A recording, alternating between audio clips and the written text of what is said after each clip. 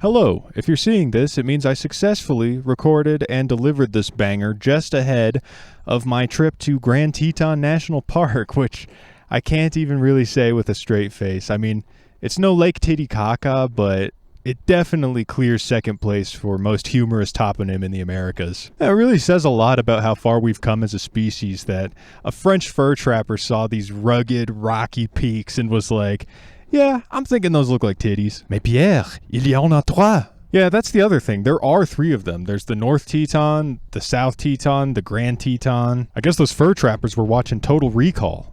That was the only movie they had in the 1800s. Anyway, last time we recorded the primordial beginnings of a new song.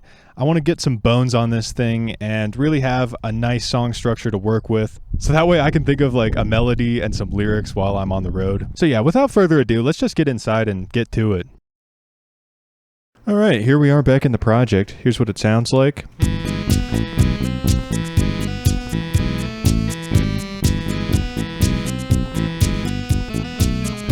I like the bell preset that I doubled the horns with.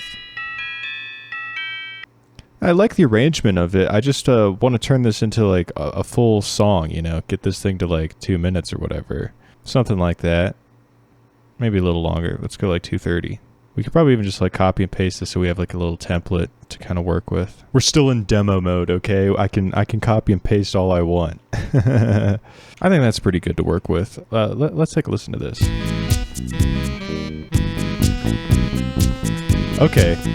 Well, this is excellent. Yeah, that's awesome. I think first order of business is going to be getting some guitar in here. Where'd my pick go? Oh. You know, I pride myself on not being a pick loser, so when I lose a pick, I'm like, what? We got the SG out.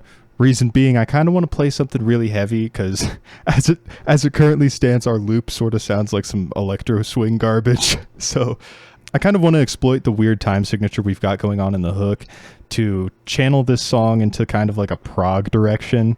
I just want to make some noise too. I've been listening to this great band from the early 2010s called Room Runner, who dropped one album in 2011 and then split up right after that. But they kind of presaged this like neo-grunge sound that I associate with like Bleed and Narrowhead. I love those bands, but I would say they're a little more shoegazy than Room Runner, which sounds more like In Utero Nirvana. Like it's super crunchy, super distorted, lots of feedback, lots of crazy harmonics happening, and yet they're super melodic. It's a very delicate balance. Hey, if you're enjoying the video so far, I'd really appreciate if you left a like down below, maybe even subscribed if you're not already. If you're new here, my name's Luke Exuberance, the public universal bandmate, which means if you're watching this, you just joined my band. I hope you're enjoying our rehearsal so far. And yeah, on that note, let's get back to the studio. Good old carbonated corn syrup. So I was reading a comment on like a music production subreddit or something, and there was an EDM producer in there who was saying the secret to a good song is changing something like every 2 bars. So my thinking is we're going to double a bunch of the stuff on the guitar, and just when you think I'm going to zig, I'm going to zag and play something else. So for the hook, I worked something out like this.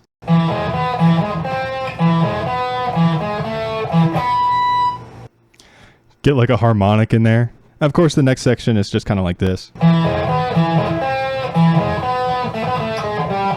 Then the verses, that's going to start a similar way where I start off doubling. But then I kind of want to have a B section that shows up in the middle of the verse to really like add that extra energy, you know what I mean?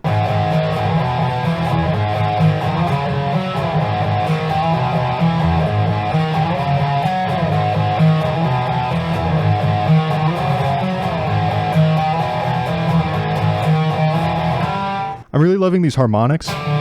They're not like pinch harmonics. Honestly, I did want to do some pinch harmonics in this song, but I'm just not a good enough player to do those consistently. Like, oh my god, I did it first try.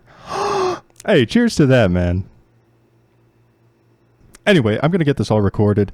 If time allows, which is to say, if I'm not packing clothes in the next couple of hours, we're going to try and do something with the drums, kind of add some oomph to those. I've reinstalled Grace, so drum samples are back on the menu. Well, thankfully I recorded that pretty easily. I will say I do not want to work on drums today because, one, I don't feel like it, but two, I'm also coming down with a bad case of demoitis. I'm actually starting to like these Casio drums. At some point we are going to have to turn it into a bunch of different drum tracks so that way we can have stereo sound. But you know what? For a home demo, this is not that bad. I like the 4 on the floor kind of vibe. We're going to keep them for a bit. I will say I was messing around with the arrangement and I discovered that the guitar and the horns sound pretty good together. The guitar and the Futurama bells, they don't sound horrid, but they don't really sit in the mix together that well. So I'm kind of thinking when it comes to arranging for the verses over here, we're going to have it so that way the horns and the guitar are doubling each other. And we might go in later and double the Futurama bells with some other pitch percussion. Actually, while we're at it, boom. Just reminds me of Futurama. So yeah, in the interest of making the verses a little more unique sounding, I'm just going to go in here and I'm going to start cutting some stuff. We could get rid of the bells there. I was kind of thinking having like a pattern like this, where it alternates between the horn and guitar and the bell, and then they all kind of reunite for this ending part right here. Let's give it a listen.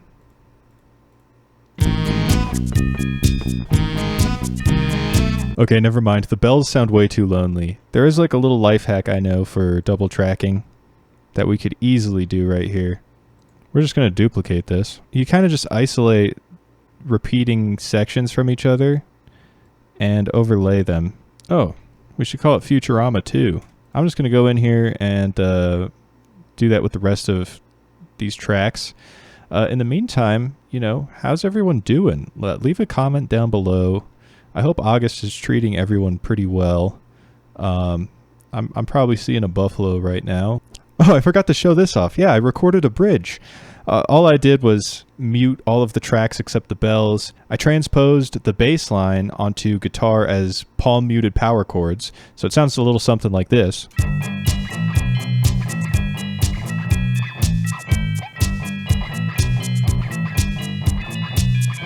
I'm not a big fan of the screechy string noise. I don't know if that's like a technique problem or something else, but if you know how to fix that, please leave a comment down below. If there are no easy fixes, we actually do have to re-record a bunch of this stuff anyways.